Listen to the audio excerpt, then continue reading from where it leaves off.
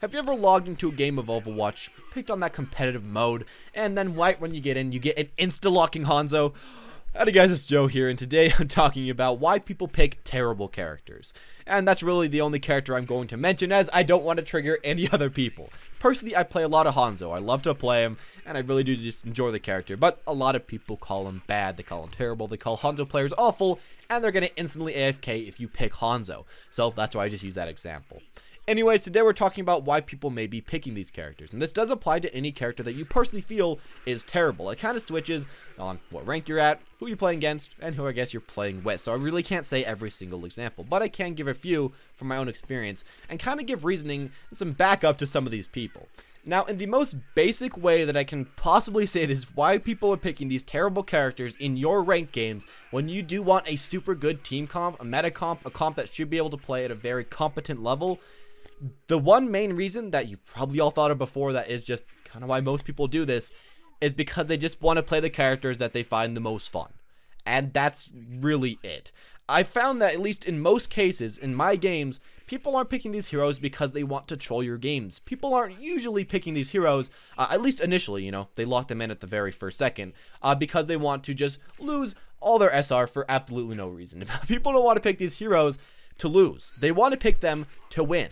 They want to pick the hero they want to play, to try to carry themselves up, maybe in a harder climb, maybe with more difficulty, and maybe sometimes pulling down their team a little bit, but they want to pick the people that they enjoy playing just to win games the way they want to win games. Now, of course, that doesn't always translate too great to everybody else. I feel like the majority of players playing competitive are playing a way that seems most logical. Picking the competitive heroes, the best heroes, picking good team comps, and of course going in as best you possibly can and trying to carry yourself up. That makes the most sense. You're going to be climbing the fastest, you're going to be playing the most meta heroes, you're going to be carrying the most, and your team comps are probably going to be the best. But to some people, this isn't the most important thing. Some people want to climb with certain heroes. They want to show that they are good with that certain hero, and that's why they're going to be playing them.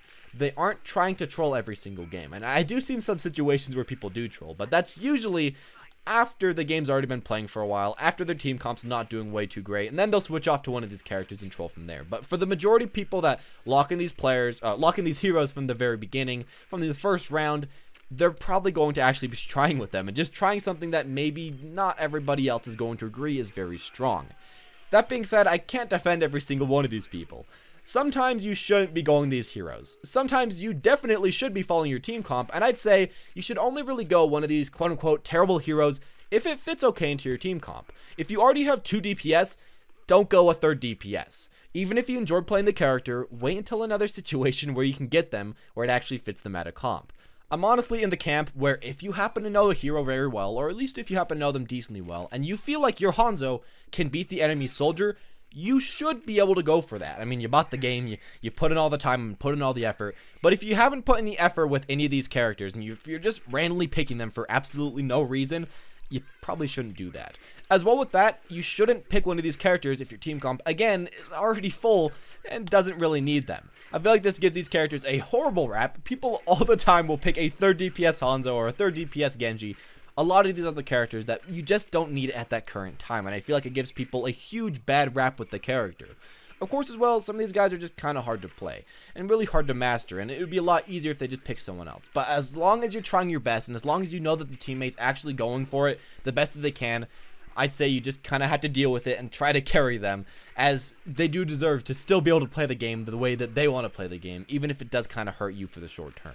And I think this way because what if your favorite hero, let's say it's Soldier, let's say it's McCree, let's say that it's Zarya, let's say that it's Roadhog, what if they in the next patch become really bad? We saw this with D.Va. She was completely broken, and then she became pretty bad really quickly, and then a lot of people started to complain if you picked D.Va because she wasn't the best. This can happen with any hero in the game. It could happen with your main in the game. And I'd like to have the situation where if your main gets nerfed, you can still play them if you become a lot better than, you know, the regular people playing regular meta heroes. I want to have the ability where you can play who you want to play and kind of stay safe as far as your hero picks. I don't want it to be like it is sometimes where you just get trolls if you pick who you like to play. Again, I mainly just say this because I don't want to have it be the situation where all of my mains become completely unplayable because my teammates just troll every single time I pick them. Essentially, I take a blow now so that maybe I can be safe in the future when my main becomes like a lot of these people's mains. A character that I like to play that maybe just isn't the strongest. Now, with this said, I'm not saying that you have to love playing with these people. I'm not saying that you have to enjoy every single game where you get somebody that you personally feel like isn't that good at all. You can still not like playing with them. You can still say, you know, I wish this guy would change. But please, don't get super angry. Don't troll every single game. And just give them a chance. They're going to be trying their hardest for the most part, and you should be trying your hardest as well. Overall, I just say it's better to try with somebody that's playing a non-meta hero than to just give up. It makes a lot of sense in your head. Sometimes in game, though, you're just kind of giving up because you're like, well, we have this hero, there's no way we're going to win. Don't do that. Just keep going with them. Again, though, I'm not saying that you have to love doing it. I don't want people to think that I'm like, you know, you should have to love these players, love playing with them, accept every single second that you're playing with them. No, I don't really mean that at all. I, of course, personally have a lot of experience playing with people that I wish that they would change a lot. But I still have to kind of accept what's going on if I want to keep ranking up the best I can. So I'd say maybe just try to put them in the future. And yeah, that's at least the reason I came up with why some people just like to pick terrible characters. Characters that aren't meta or anything else that you'd really like to say.